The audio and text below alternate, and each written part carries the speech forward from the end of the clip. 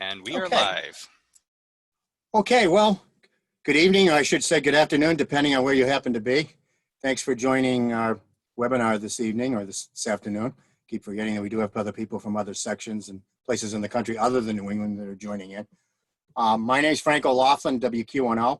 I'm the District Emergency Coordinator for Cape Cod and the Islands District of the Eastern Massachusetts ARES. And I'll be your main host for tonight for this webinar. And I want to introduce my producer who will be helping with the Q&A and different things, Tom Ruck, KB1QCQ. Hope everybody's doing well. I'll be in the background answering questions to the best of my ability. Okay. Thanks, Tom. So a little bit different doing a webinar format than we normally do with a Zoom meeting. We don't have a chat going, but we do have a Q&A, so people can ask and you can get questions answered during the presentation. And we're going to try to go a little bit with a PowerPoint stop. We'll be going through this pretty fast because there's a lot of material to cover in a short amount of time. So what we're looking at is probably by the time we get to 8:15, we'd like to move on to any other Q&A that may need to be discussed outside of the regular questions you had during the presentation. So we'll begin with the PowerPoint. Let me just get this activated here and bring that up. And let's see. We should be able to go. And that should be visible to people. And all right, so we'll start off with the short PowerPoint presentation. This is a little bit of something that I've been doing for a long time. I've been doing GoKit presentations since right around the time of 9/11. And they've gotten a little bit better, hopefully, during the subsequent years. So this will be focusing on the jump kit. The jump kit is a little different than some of the things you may see if you're on Facebook and you look at the GoKit Facebook page. That basically a lot of things on there are huge and multiple radios and power supplies and everything. This is an individual readiness jump kit. This is something you would need to be able to run and go to your destination after you agree to go if you're asked by your ARES or other MCOM coordinator. And we'll move along here. One thing I always wanted to mention is the pre-deployment issues. This is something that often gets left out. And that is that you need to ensure that your family and loved ones are secure before you deploy. Because if you're off helping at an EOC or you're at a shelter or something like that, it's going to be rather difficult for you, hopefully, knowing that your family is not cared for. So family and health safety come first before you do any mission. And make sure that they are equipped, make sure if it's hurricane or something that lasts a while, that they do have adequate provisions, batteries, meals, whatever. If you have a whole house generator, well, then you're lucky, and go from there. But it's really, really important. Personal planning, let others know where you are. You'd be amazed at how many people go off on a journey. And well, some people may know where you are. Not everyone does. And it's important to leave that place with friends, maybe on a public site. I would never advertise on Facebook or social media that you're not home. You never want to do that for obvious reasons. But, let a few of your friends by email or call, just let them know what you're doing, where you're going to be. And at least that'll provide some comfort in case somebody really does need to reach you. And we're under emergency communications conditions, would make it rather difficult. So planning really is important. The GoKit principles, basically the ability to deploy on short notice. We all have a lot of equipment at our disposal, and we need to be able to use it, but it has to be assembled, ready to go, and tested, and it has to be inventoried. If you're looking around in a drawer for flashlight batteries, you know how it is. You'll put them in there, it'll glow for 1 minute and go out because they haven't been changed in 6 months. That's probably not the way you want to do it. So you've got to have everything ready, and you've got to have some advanced planning. It's absolutely essential. If you're waiting for the last half hour, it's probably going to be a problem. You also want to make sure you have your meds and other things so you're not a burden to the MCOM operation. If you have to ask a medical person for something you should have brought with you, maybe you should have stayed home, to put it bluntly, in that case. So let's talk about the GoKit, in this case, the jump kit. Basically, it's a portable basic kit for response. I usually like to say within an hour of notification. This is kind of going back to some of the things we saw if you took the original ARECC courses back level 1 many years ago. That was developed by Dave Coldren and friends here in New England. for ARRL. It's enough equipment to get you started. It's not meant to be carrying something that weighs 300 pounds and even if it has wheels, things like that. You may need to use this on foot. And it's very, very important that you do. And we're going to go over that once we get to the show and tell portion. What we're not going to discuss tonight is actually my specialty, which is portable station kits, building kits and Pelicans and toolboxes with HF and VHF and digital. That's all great. It's fun. It's nice to show those things. But unless you have the jump kit first, you have to have it first before you go to any of these other things. Otherwise, if that's all you have, you may not be able to fit it. You may not be able to travel with it. And it may be in some cases trying to bang in a finish nail with a sledgehammer. So it's not always the way you want to go. Let's talk a little bit about personal safety. That's kind of a must. And within the limits of who you happen to be. Most of us are not medical people. If you are, maybe you'll have an additional black bag from a doctor or something, who knows. But personal safety is a must. Basic gloves, eye, ear protection, dust masks. We'll get into some of that. Maybe some coveralls if you know you're going to be in a dusty environment. They don't have to be chem suits or anything. Just like a painter's coverall you can get at Home Depot or Lowe's. Your medications you have to have for the reasons we outlined in the last slide. Very, very important to have them. And even though you may be only going for one day, make sure you've brought a few days of medicine with you. It could be important. Situational awareness. Using computer number 1 right here. Always, you can get so involved with a mission that sometimes you forget what's going on around you, and it can be very important. There can be hazards that you don't see. Hopefully, where you're going, somebody has a safety officer that's looking for those things, but just in case, you need to be the safety officer, regardless. Recognize all those hazards. You should be able to light up your way with a flashlight, very important, and a small first aid kit is important. I emphasize small because, most of us are only able to do first aid, and you should never have equipment beyond what your medical skills would actually entitle you to. So I recommend just something basic, and it saves a lot of time and effort and a lot of weight in your kit sometimes. Power considerations, very important. And these things have changed in the last few years. Never assume the commercial power will be available to run your gear. Sometimes it will be, sometimes. But the moment you assume that you're going to have it, that's when Murphy's going to strike and you're going to be without power. So you have to have it. Also, if you are bringing your vehicle on assignment, don't totally rely on your vehicle for power, because like what happened in California, other fire areas, there have been people in the past that relied on their radio, left it on, and guess what happened when they needed to evacuate? The radio had brought down the power of the battery, and they weren't able to go. So, you jump in an emergency vehicle and watch your vehicle that you may never see again. Not a good thing to have happen. There are a lot of options for you today. The old steel lead acid batteries still provide a good amount of power. They're inexpensive, but they weigh a lot. The new Life PO4, that's the lithium iron phosphate batteries. Those are more expensive, but they're very light, just a fraction of the weight that we normally see with lead acid batteries. So that's a big deal. Alkaline batteries for your HT. I asterisk that because some of the newer models, you may not be able to get an alkaline battery pack. Sometimes it may be just a battery eliminator that you can buy online if you're buying Amazon or one of the imported radios. And a small, lightweight power supply. Not an Astron or something like that. Just something to put out a couple of amps that you may need for getting DC from AC. Power poles are a must. We'd like to have power poles. Remember, when you assemble them, the standard for Aries is when you're looking at the power poles from the front, the black should be on the right side, not on the left side. Making sure you have a good crimper. And crimping is better than soldering unless you're really good solderer. If you really are, more power to you. But I can really pump out a lot of connections with power poles with the crimper very, very quickly, especially if you got a good stripper to help you expedite the process along.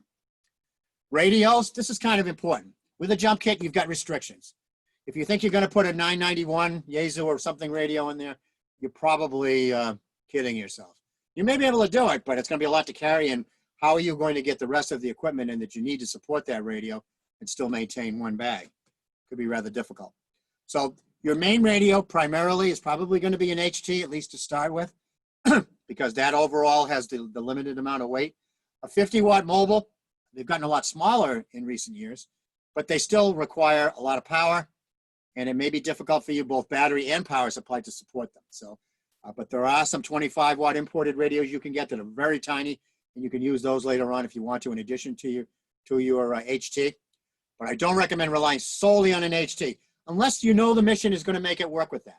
Sometimes that's true, and then you're helping. You know you're going to be relieved in a half hour. Somebody's coming with who knows what, all the equipment known to man. Then you could do it with an HT, but always prepare for the unexpected. Small mobile, HT, and small amplifier. You know those small ones like you can get from Mirage, which is MFJ now. You can basically have a 30-watt output with it.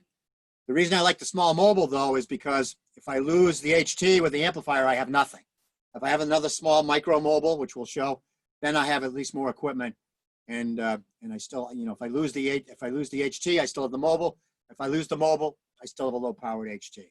You could put an amplifier in there too, but it's only going to increase the weight of the kit, so you got to be ready for that. Antennas, this is a big deal. HT rubber duck is a nice dummy load and as good as a rubber chicken, and that is the truth. You've got to have some kind of gain antennas. Now, you're not going to get a lot of gain out of any flexible type of antenna, but you are better off with them. Some of the quarter wave ones that are about 17, 18 inches long, you can get them imported. You can get it from Comet or Diamond. Also, a twin lead J-pole we'll go into.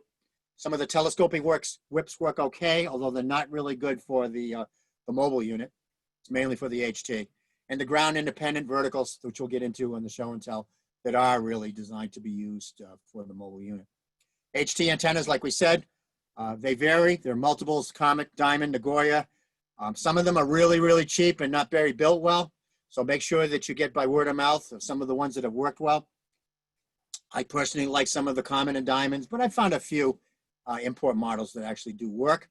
Some of the, like the Smiley 5/8 Super Stick is a nice one, although they made it mainly for a BNC in the past. We'll get into connections and why you want to have multiple types of connectors to make it work. If you have different genders on your antennas, your radios, whatever it may be. But those are nice to have. Smiley makes a good product. There are some imported ones, but I found them not to be as good. The telescoping whips. And it's good to be able to get between BNC and SMA today, especially if you're dealing with some of, the big three, Yaesu with ICOM, and also dealing with something like Anytone or whatever. You're going to find yourself needing to have both genders to make it work. Roll-up J-pole we talked about, very important. Doesn't need a ground, only a single support. And I mentioned that's important, and we'll get to it when we talk about the J-pole, because, if there's no way to put it up, if there's no way to hang it from, you're going to be stuck hanging it with your hand, and any close contact with other objects that are substantial, especially a person that's mostly made up of water, you're going to detune the antenna significantly. So if somebody's leaning against your antenna, J-pole, you might want to have them to move. Plans are online to build these anywhere, or you can buy them. Ground independent antennas, there's a lot of them. I like the ones that come apart into multiple sections, so I can put them in a small PVC holder, carry them around with my kit if needed. And usually a lot of those will default to an PL259 that will mount to an SO239 connector, however it may be. And if they're ground independent, you can even have it sticking out of a backpack and just have the antenna with a connector and a short piece of coax going to your HT, and as long as it's clearing the backpack.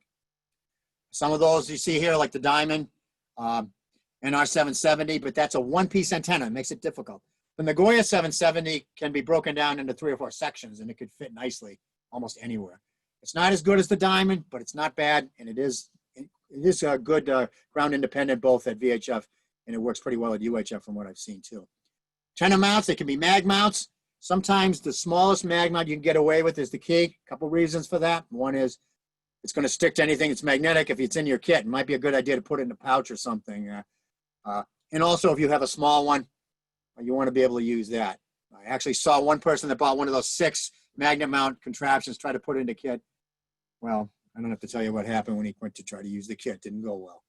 The mounts you can use, and I will go into a little bit about portable camera tripods, some of the clamp units that you could do to clamp onto anything around you that may be present, and you can use those with the antennas that are ground independent. Rigs and antennas. Going into, you've got to have sufficient coax to get back and forth. You can't get by with 12 feet if you need 24. I don't think you need to have 100 feet because you're probably not going to get that far away from your kit. But it's a good idea to at least have 25, maybe a little more than that, and be able to join them together. So it's a good idea, and we'll go into the show and tell. We'll talk about a little more than that, and patch cords are a must. Checklist of items. This is critical. You need to have what's in the kit on paper. Develop your checklist, keep copies in the kit. The small stuff is critical. You can bring $1,000 worth of hardware, but if you don't have the connector to get from one place to another, it's all a paperweight. And one thing's for sure, you'll be upset that it happened to you. The good thing about it is that you'll never repeat having that happen to you again. It's the small little missing connector. The devil is always in the details, and in our business, the details are the small stuff. Managing the Go Kit. It's a good idea to use inventory lists periodically, update, and after a deployment, make sure you update anything was used, anything that's expired. If you got food in there or water or something, make sure you clean that out. Keep your batteries maintained and charged. If a battery hasn't been charged since you last used it 2 years ago, you probably have a problem, although maybe a Life PO4 battery might still have something. Test and use your equipment regularly. It's very, very important to do. Because if you can buy everything in the world, but if you don't test it, you might, for the first time you use it, find out that it doesn't work. Remember, as they used to tell me, even Rolls-Royce has a service center. So kind of keep that in mind. Murphy is always around, and it's always waiting to strike. So if you plan today, keeps Murphy away. And I've learned that through many, many different deployments. And hopefully that will be it. And we've got a couple over what I want to do with the presentation. Remember, you can still type questions in the Q&A. And I'm going to go back to the up sharing so I can back to this. Good. Now you can see me in my not the best webcam in the world, but it should be enough to get what we wanted to talk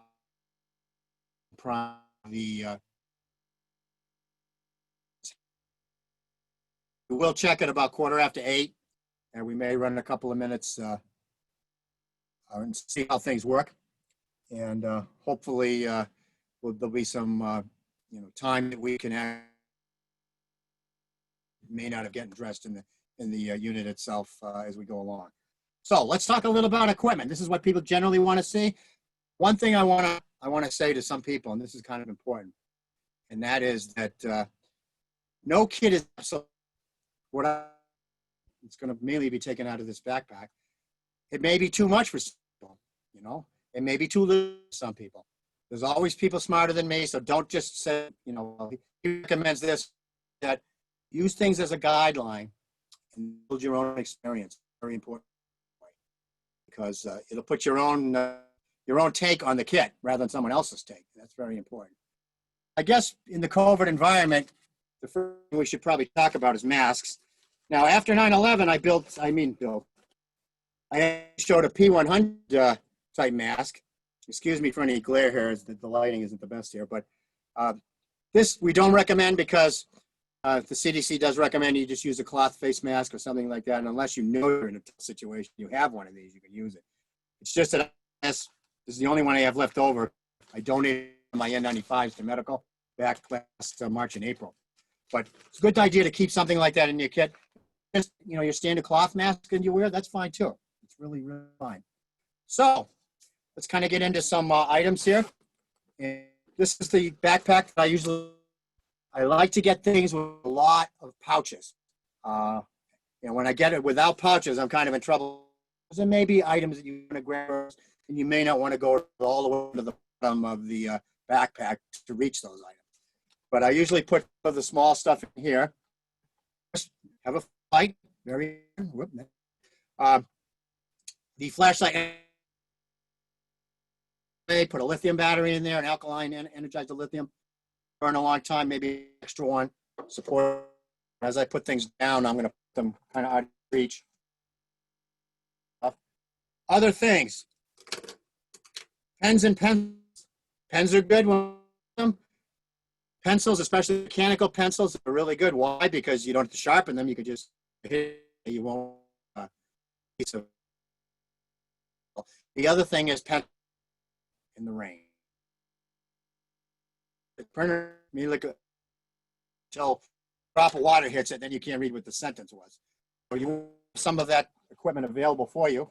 I usually keep that in the first pouch. Now, we'll kind of go down here to the bottom pouch. And some of the other items that they use, and you may encounter, you may not encounter, tools, things of that nature. One good of the angled ratchet screwdriver. Lightweight, weigh a lot, good, and all are in the concealed inside of the base. But these things are nice because it'll ratchet. And what I do is I wait until January after the Christmas season is over. You can go to depots and you can generally get these things at a discount than what you saw at Black Friday.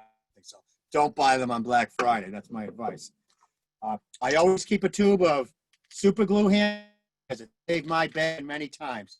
Sometimes I even carry two. Now the kit you're seeing here is a demo kit. And I also have a loadout, different. This is what I call my max loadout. That's basic signs that you may not carry on certain assignments, but I want max rather than just show you the most limited basic lightweight system. So that's basically it. But don't get the idea that you have to have all these things.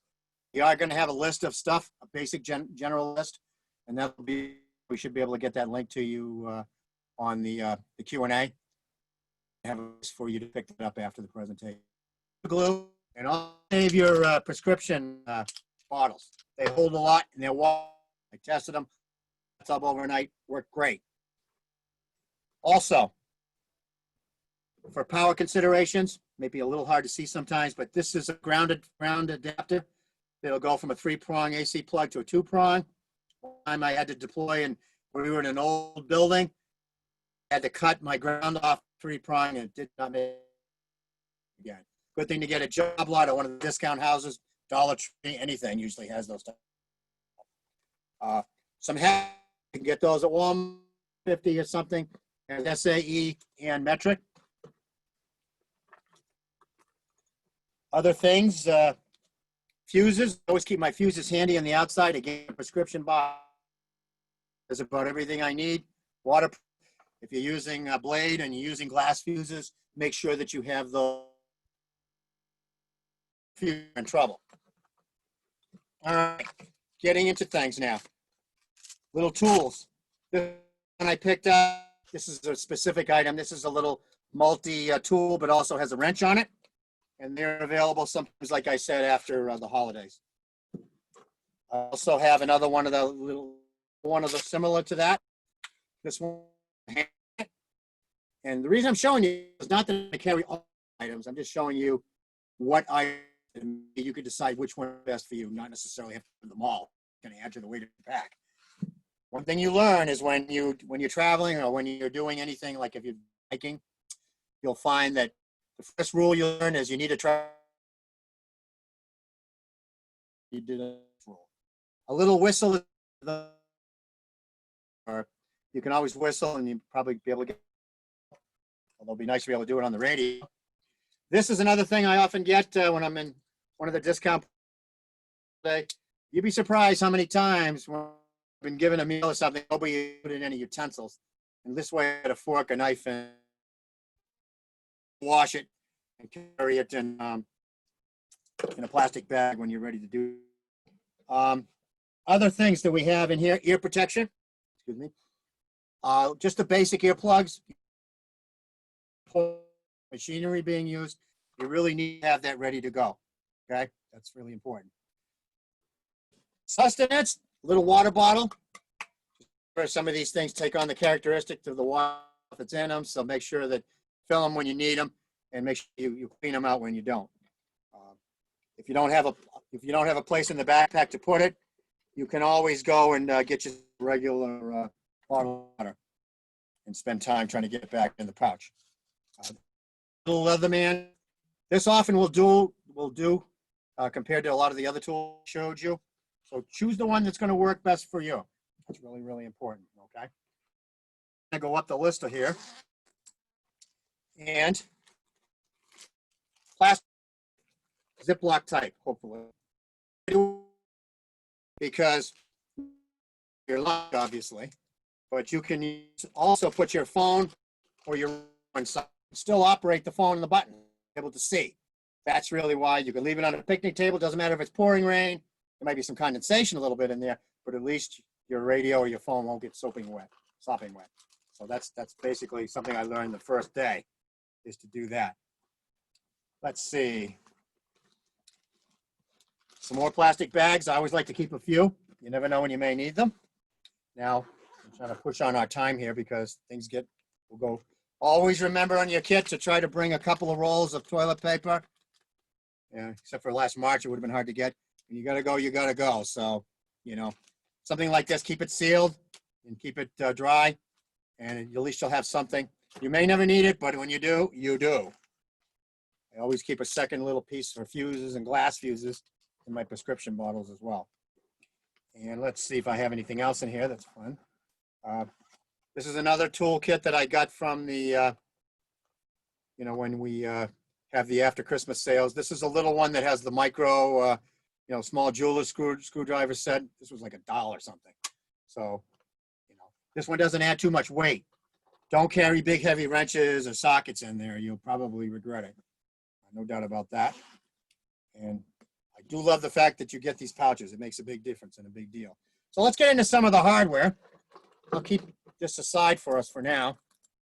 And I'm pretty full up. And again, this is a max loadout for me. So this may not be something that I would be even fully carrying.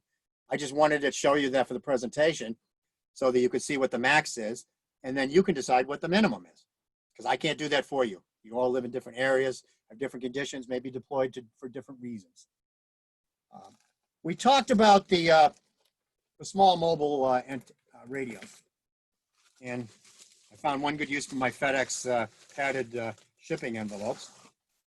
This is a small mobile 25-watt radio. Look how small that is. It's a VV898. You can buy those online, preferably from a US dealer. So if you do have any problem, because the quality isn't always as reliable for quality control as it is for the big three, you'll be able to send it back. And generally anything that fails often fails right away. This is small. It's light as a feather. It's actually light on some of the HTs I have. And it's VHF and UHF. It is capable for out-of-band operation, which we don't recommend, but it is capable of that. So if you have somebody, a serve agency that does have a license on there and gives you authorization to use it, you actually could use it. But you have to have authorization because it is Type 9, it is Part 90 accepted for commercial. But like I said, this gives you 25 watts. This one gives you, I think it's 5, 10, and 25. So you can operate it as an HT. You can operate it as a little bit more powerful, 25 watts if you need it. Very big deal. This has the microphone. And I always like to keep that. On my main kit that I carry in the vehicle, I often have that in a waterproof package for obvious reasons. Other things you want to be aware of is it's a good idea always to have a little clipboard, and there are better models than this. I just have this one for show, and some of the paper that's basic line ruled paper. It's easy to use, and again, we want to use pencil when we can, unless we know we're operating inside all the time. I'm kind of just finding places to put this while I'm talking to you. Power, batteries. This is kind of important. This is basically a 6 type amp hour Life PO4 lithium iron phosphate battery. Weighs almost nothing hardly. Compared to the regular sealed lead acid, probably weighs a third or even less. But that you can put in your kit. It will last you longer. It will still power that mobile unit I showed you, which only draws less than 4 amps, so probably about 3.5 on 25 watts. So it's not a lot of power needed. And these kind of things are great. And once in a while, I'll even carry an additional one of these if I can support the weight. You have to realize with your age or what your physical condition is, that'll all be dependent on what you can do. Goggles are important. You could be just the cheapies. And it's good to protect you from dust, almost like the lab type goggles you used to see in schools. Just something inexpensive. You don't have to go to big bucks goggles because they really don't get you anywhere. And they didn't show the manual. Always have the manual for your radio. It's absolutely critical. And thing I recommend, besides having the paper manual, we all have phones today that have a lot of storage on it. Save the manuals on your phone, as well as any frequency lists that your ARES or other MCOM groups have. It'll save you a lot of grief, and you should also have a paper copy when you can as well. Okay, talked about roll-up J-poles. This is a roll-up J-pole that I built many years ago, back in the around 2002. This one's made with ladder line, and it's got a short piece of cable, several feet, terminating in a PL259. So I can use that just about anywhere, except it has to be able to be held up by something. So sometimes these little extendable sticks and things that you buy cheap on some of the dollar stores actually might be good because you can actually use that as a support for your J-pole. So kind of keep that in mind. Other thing for safety, gloves, work gloves, just the cheapies. You don't need the big gloves. They don't have to be, rated for CDC MOP 4 or something like that. You just need to have them just to keep stuff off your hand and prevent your hand from getting cut and abraded. That's really the main reason, not so much a medical reason. Okay, going down the list. For AC, even though we got to limit our AC a little bit, I like to carry just a short cord, about 7 or 8 feet. Once in a while, I'll use a small cord for a little addition onto that. And then one of these to get multiple outlets. I don't use a power strip very much as I used to, simply because I had one die on me, and I didn't have one of these once. It was not a fun day. So I don't want to see that happen to you as well. All right. Next thing that happens when you're working these events is some headphones are really, really good. Something you can put on. Just, you'll be amazed when you're operating in an EOC or something like that, that you really need to have some headphones. Not so much the mic, although that can be an issue too, but the headphones are a must. And when you do get them, make sure that you have variable connectors and adapters that can adjust it. So whether you're using a quarter, you're using, an eighth or some oddball, or you have to have a dual Y because you have to plug it into something that also has to need an external speaker. You do that, and it'll make your life easier, and you'll have less people yelling at you, which is a plus. Coax cables, we mentioned that before, and they'll be on the list. You need to decide which ones are going to work for you. My only advice is don't make them all 58U. 8X, LMR 240 are good. In my main kit, I also have, when I have rolls of coax, I like to join them together with a PL258 UHF coupler. That way I always know where it is. When I deploy the cable, I'm not going around looking for it. Other things. Yes, I got it. You don't believe how much I have in this pack, but it's my max loadout. This is not always what you're going to carry. Little Harbor Freight cheap multimeter. Just remember to replace the battery with it. My advice, get yourself a 9-volt lithium. 9-volt is about the worst battery ever made, but the lithium will keep this thing going for a long time, and you won't, the batteries that come with it, forget it. You don't want to be in that situation for sure. All right, let's see. Talk about mounts and antennas. Let's talk about some of the things we deploy on vehicles. This one is a suction cup mount. This one goes to BNC, but I have adapters to make it SMA, or even to convert back to, to PL or SO239 use. And it's thin enough cable that can get through most windows. Not as good as the RG174, where you can do that, but I also usually keep one of those in my kit as well, in case it's raining and I need a very tiny cable to get through a window. I can use it. This way you can make anybody's car basically into a mobile, and you won't get yelled at if water comes in during the rainstorm. Same thing if the car is a gutter or anything you can mount onto it. You can also put something like this on. Just remember, you need to convert the gender of whatever connector is on the cable. Those are very, very important. All right. Let's see. We'll get into some important small stuff here. One thing you'll learn is that, believe it or not, nothing goes in the same way as it came out. And with my big Pelican cases, I actually take pictures with my phone about how it came out, so I know how to put it back in. It's hard to do in a backpack. Always carry some ties, short ones, long ones. You just never know what you might have to hook up for. That's really important. Also, some duct tape, just a small roll, in case you need to just tie on something or be able to wrap something up. Some Velcro strips are good. You can tie anything up, a whip, a cable, tie it to a pole so it doesn't hang around.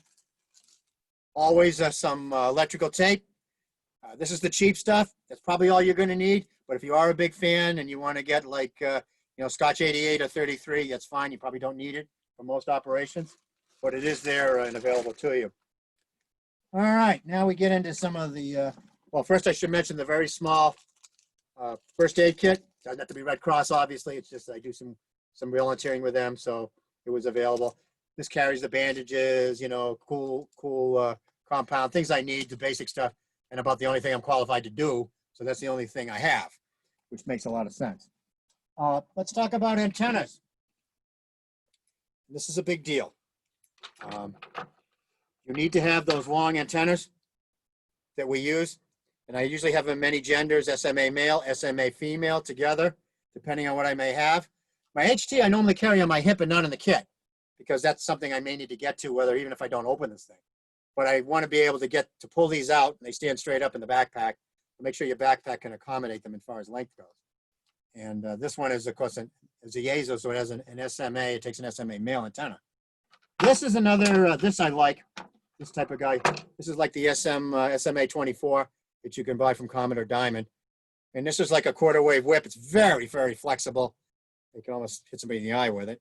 But it has really good signal for the price. And you can pick those up. I don't recommend the imports of those. I've had bad connectors on them. This is the little mag mount.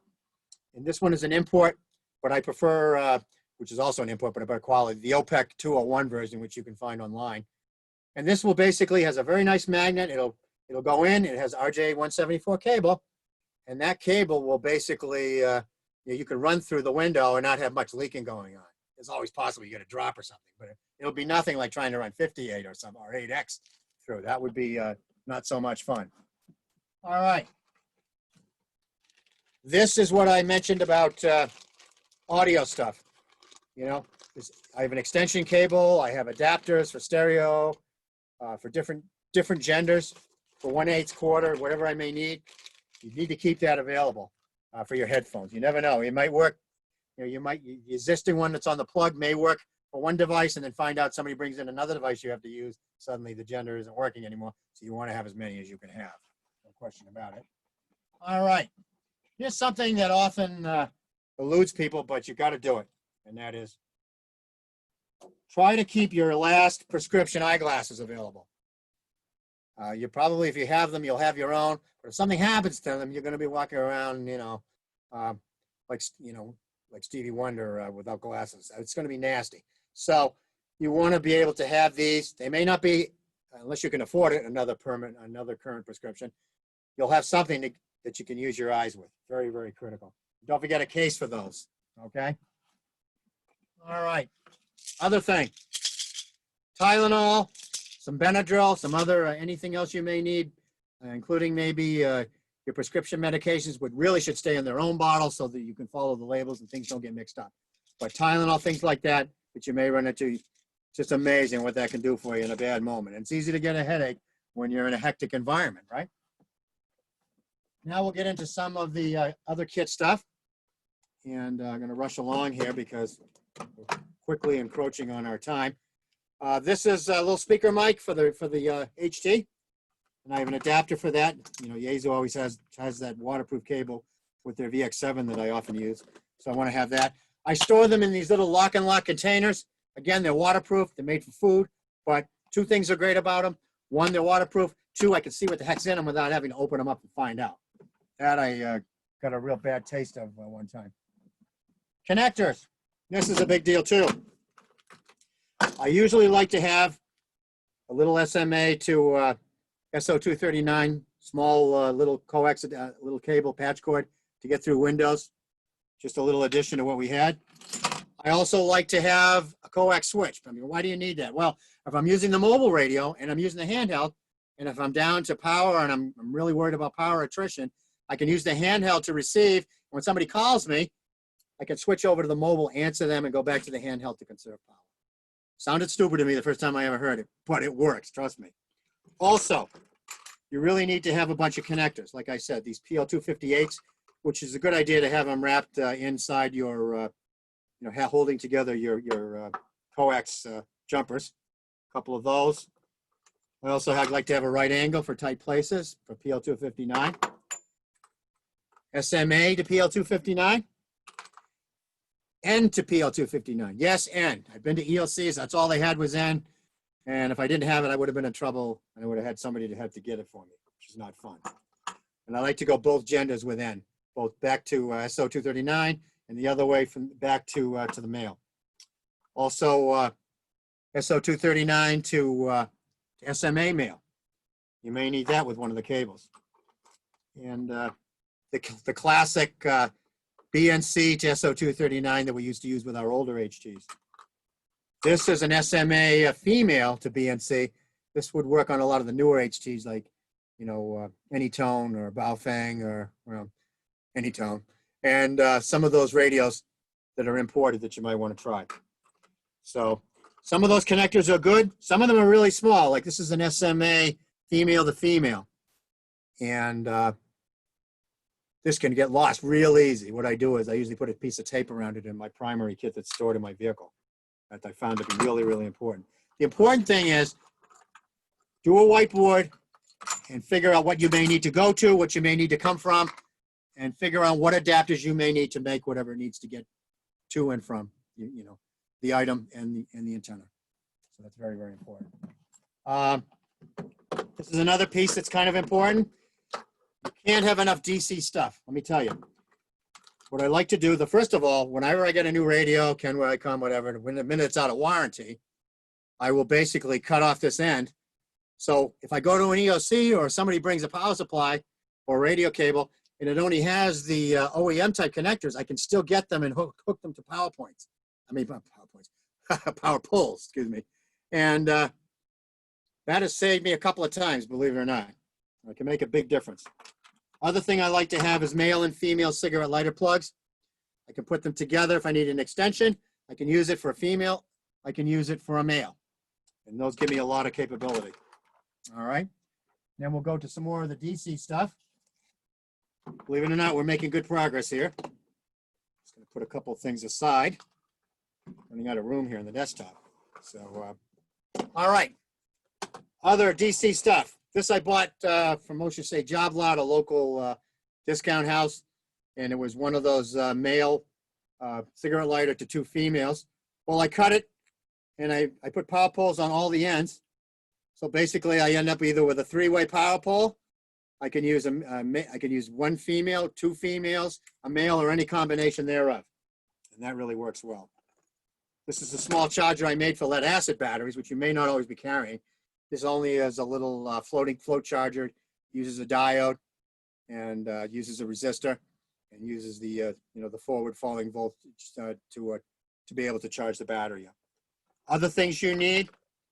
It's a good idea in case you go to something that has a coaxial adapter. Power poles to coaxial. Also, another harness in case you need to extend your mobile radio a bit with the fuses and extra fuses you got in your container are good. Little power pole junction boxes.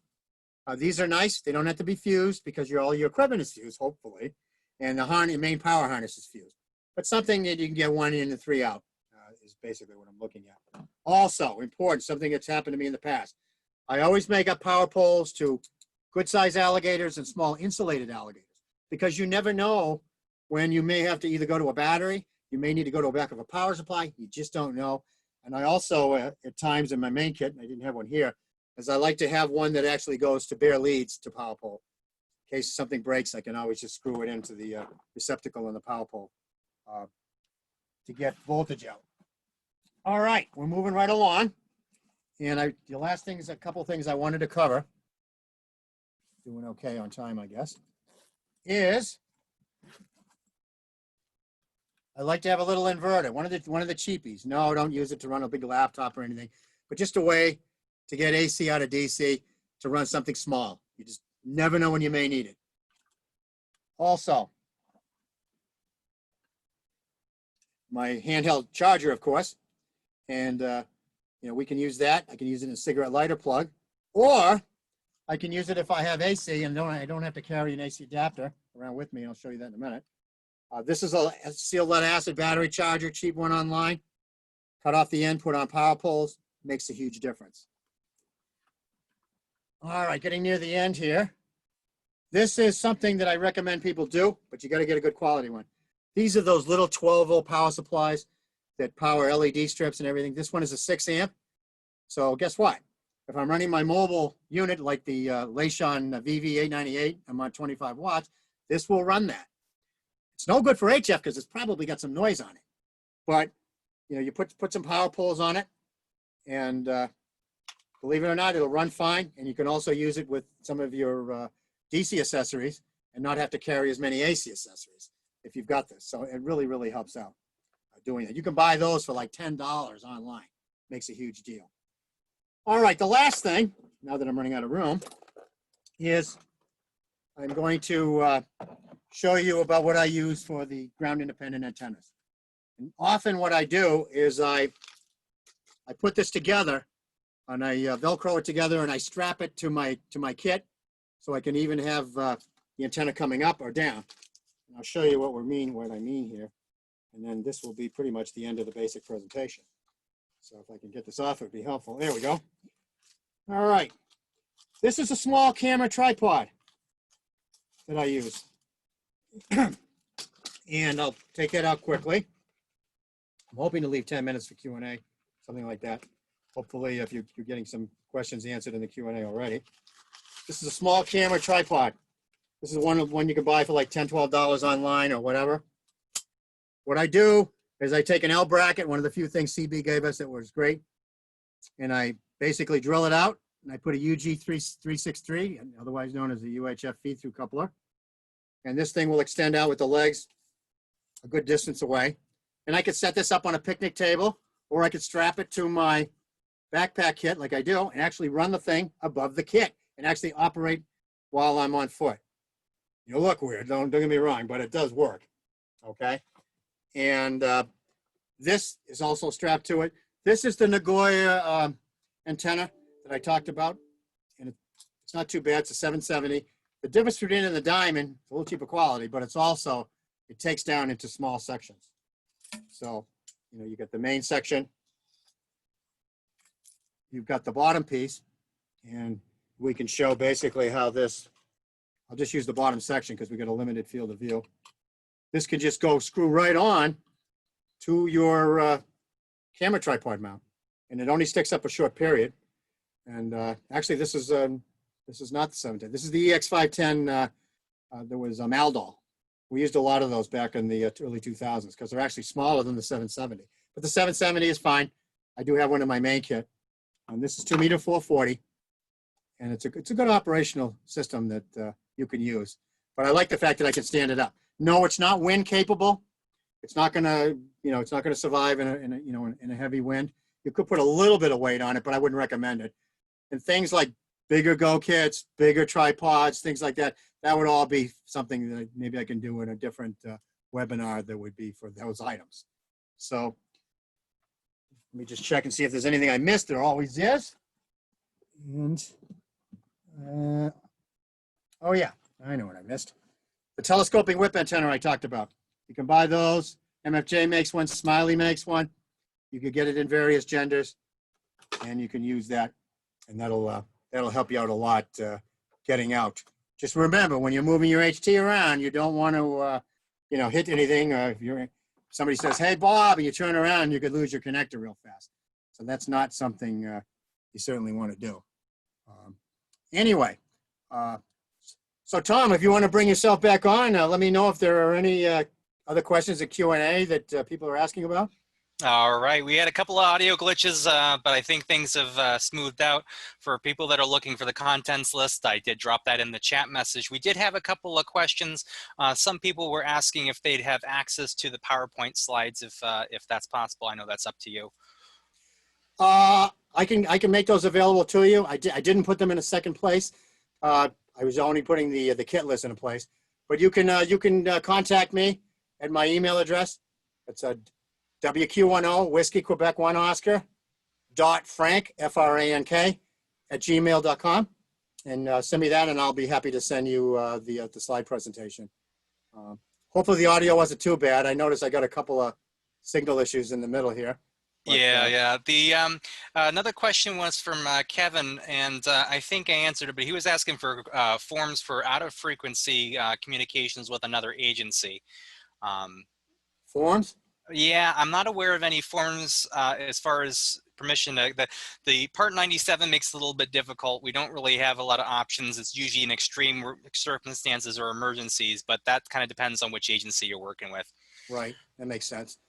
Okay. And I think there was another question about the size wire for the cables that you would suggest. I like to use number 12 when I can. Now, if you sometimes you can get by with number 16 or something like that if you're using a small battery with the 25-watt radio. But I like number 12, especially if you're going more than a couple of feet. I think it's really important to squeeze the most you can out of the voltage. As far as the served agency forms, there probably isn't going to be a form that would authorize you to use a Part 90 frequency. Actually, the person that owns it, like say if it was a police or fire chief, he could just give you authorization. You can go out and do it. You don't need a form for that. And since it's already Part 90, accepted, you don't have to worry about that either, except one thing. Remember that Part 90 communications require that you can't have push button VFO access for the mic. So you'd have to go into the software and shut that down to use it. Otherwise, you'd be in violation of Part 90 regulations. So, And I anything know else?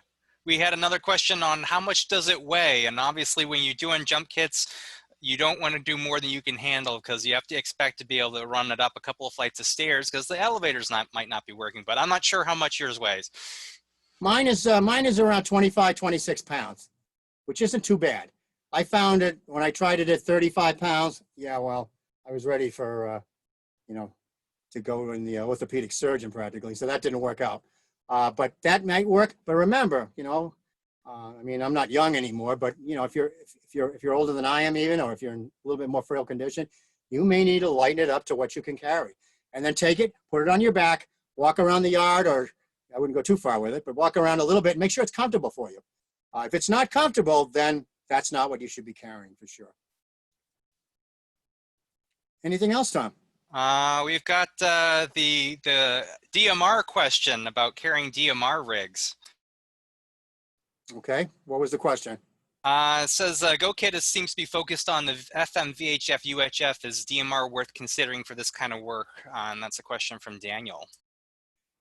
Actually, it is to some extent. Remember that analog is our lowest common denominator. So, that's why somebody asked me, why don't we all use 2-meter sideband SSB rigs for local? Well, because it would exclude most of the amateur population, even though it would work well. Now, DMR is becoming more popular, so that condition is going to change as we get further along in years. But since analog and digital are all on the same radio, assuming that, like on a TYT or an Anytone, there's no reason to buy that because you have it in your back pocket if you need it. And if you're on analog, you just use analog. Now, for the small mobile unit, that is pretty much analog at this point, but don't be surprised. People overseas know how to make money. So I expect you're going to see DMR and analog dual bands coming out at a good price that are also pretty close to the same size, I think. So yes, it's worth it. You just have to take the time and try to learn it as best you can. But don't look at it as something that's daunting. Usually there's a bunch of people in a local club or friends that can help you along with that. And there's a lot of other online presentations, probably better than I can make, that would help you along those lines. Anything else? Let's see, we still got a little bit more time left. Question was on the specific models of transceivers that you like. They can vary, and I hate to too much go into my personal preferences because you may either hate what I like or vice versa. For any tone, Freudian slip there. For DMR and analog, I do recommend a radio like the Anytone 878. It's a nice real radio. Remember, though, a lot of these radios are not dual receive. They're dual standby. But for most cases, that works okay unless you're thinking about doing some kind of crossband repeat. You wouldn't be able to do that with just a dual watch radio. So I like that radio. Some of the TYTs that are around $125, believe it or not, that are DMR analog seem to work pretty well. Accessories will be available for them long after our deaths. And they're just good things to have. So yes, those are good. The VV898, that's available almost anywhere. You can get that on Amazon. You can get it on eBay. I'll be honest with you, I kind of like getting it on eBay lately because Amazon, in the last few months, something says in stock, and then I press to buy, even though I don't have a lot of money lately, and then I don't see anything. 5 minutes later, I get a thing. We'll let you know when we have a date that it might be being shipped to you. Whereas on eBay, there's no middleman, so it would be here in 3 or 4 days by priority mail. So this is the one circumstance where eBay or another outlet might be the way to go, or even another vendor, that sells the things like, various ones that you see online in QST. Anything else, Tom? Let's see, I'm just scrolling through the chat. I know there's a lot of questions about asking for the PowerPoint. I just quickly put that in a Dropbox link. Let's see if my tongue will work properly this evening. Threw that in the chat. So there's a couple of links in the chat for you if you're looking for a list of the contents or if you're looking for a copy of the PowerPoint. There's an easy way to get to it. Let's see if we have any other questions. Caution about using Anytone's programming. Yes. You can't always do everything with Chirp. No, that's right. That's right. I found my best luck is to actually use the software that they use for it. There's a lot of good resources on it, and I'll tell you, you can go on the various groups now that Yahoo Groups is essentially shutting down even their email part. But groups.io, there are a lot of places you can go, and I mean, people who are willing to share with you both, programming lists, code plugs, advice on setting up, firmware, and you can go to a bunch of different things with the Anytone. You can even go on, importcommunications.com, I believe is one. That guy on there, he's a nice guy, and he used to sell Wixen until he had some problems. But he has the latest firmware and an easy firmware updater, and it has all the software also for the programming. And you need to keep current on that, especially when software changes. You're trying to upload a new code plug, you haven't changed it to the firmware, and things can happen. But Chirp is not good for that. Maybe it will be someday. And Chirp is good for some of the inexpensive radios, but when you get into some of the heavy duty, especially some of the DMR stuff, I think you want to either go with the manufacturer stuff or RT systems. Some people don't like it because it's expensive. But I will say one thing: if you can't make it work, they stay on the line with you till it works. The only drawback is that if you can only use it with one computer, they don't give you a license for 5 or something like that. But they're good people. I've had good luck with them. Anything else, Tom? Let me see. There is a question about power pole sizes. I know we usually tend to run with 30 amps because that usually is sufficient unless you're running like high power amplifiers or stuff like that. But usually 30 is sufficient, right, Frank? 30 is generally what I go for. The 45, well, certainly with anything I've showed you here today, the 45 would not be something that's needed. 30 is good. You can always double up on the wire size if you just want to, save money and only buy 30s, even if you're using, something like 18 gauge wire or 20 gauge wire. If you really are a stickler for it, I would recommend if you needed the small ones, get the 15 amp ones. But the 45s are usually not needed until you get into things like 50, 75 watt radios, and you're going to run more than 5 or 6 feet, and you find yourself at 10 gauge wire. Then you need to really think about 45 amp power poles. What else do we have? Let's see. I think we've gotten a lot of the questions. Always a good thing, and I'll throw my 2 cents in here with programming and stuff. We've been doing a lot with simplex operations here on the Cape, and when you're relying on a lot of repeater infrastructure, that's fallible too. So if you carry stuff that you can communicate, and I know there's a couple of questions about omni versus directional. Yagis are a little hard to pack in a Go kit. Not a bad idea to have available for one, but just keep in mind you got to be able to pack it in and pack it out. And Frank, I don't know if you have suggestions about that too. No, I agree completely. There are a lot of good Yagi directional antennas that you can use. That's not a bad thing to have in your vehicle. You can put it up on a larger tripod, and you can speaker stand. You can basically put it in whatever direction you think it needs to be. But in a Go kit, it's difficult unless you're running the really smart guys. And there are a lot of people smarter than me who can actually make a snap together directional antenna that go in a Go kit. If you do, my only thing is let me know about it and give me the plans. Douglas also had a question about choice of coax in terms of the cable loss. That's a good question. I recommend not using 58U. With some of the short runs coming in from like a roof-mounted small mag-mount antenna, you can get away with something like that. But if you're going, more than 12 feet, I'd like to use a Mini 8, a coax, preferably LMR 240, which has the same loss as RG8U. So that's nice, and it's still the same size, and it's not heavyweight to carry around. It doesn't offer as much bulk like trying to carry around a 50 or 25 roll of RG8. All right, and I think we've got time for maybe one more. Lou had a question about the small brink amplifier. Was asking about what type that was. You really don't have a whole lot of choice these days. I think maybe RM Italy makes one. Your other choice, well, I shouldn't slam anyone, but Mirage, which is now part of MFJ, they do make one that's 30 amp. I forget the model number, but they only have one. I think, but it's, I think they have one that's FM only and one that will also operate on SSB and FM on 2 meters, but it's only for the mono band. They may have a new one that I haven't seen in the last couple of years, but you want to check out their site and take a look at it and check out the reviews for those. All right. I think we've got, I don't know, if maybe I have 30 seconds left if anybody has any other questions.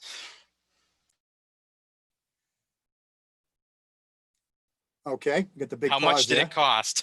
That's another good question. How much does it all cost? Well, it's going to vary about what you put in it. If you put everything, it's going to cost you know, a few $100 if you're going to put everything I put in here. But for something that's light enough to carry, especially if you wanted to not include all of the heavy stuff, you know, you could get by with maybe $200, $175. Especially if you're a good shopper, you can. I know a guy we have locally here on the Cape. He's found stuff in discount places I couldn't imagine, but he got things that would have cost him $50 down to like $10. So if you're a good shopper, you can do it. All right, I know we've hit our time. I've gotten through 61 questions. I apologize if I didn't get to your questions. Hopefully Frank answered them, or you were able to get some of the links in the chat. Frank, we'll leave it to you for any final. All right. I apologize if there were any audio issues. They were working for us okay in the beginning, I think. Hopefully it was only just a bit here and there. And I want to thank you for participating. If you have any questions, like I said, you can reach me at WQ1O.frank@gmail.com. I can send you the PowerPoint, and it can also answer any other of your questions. But remember, I'm not a total expert.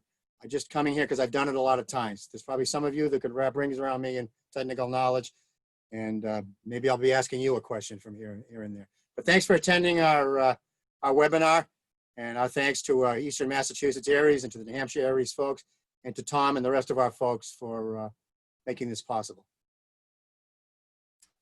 All right, thanks everyone for joining us. We hope you have a good evening. Stay happy, healthy as best you can. We'll take advantage of the other exposition links as webinars as they come up. Thanks, and have a good evening, everyone. 7-3 all.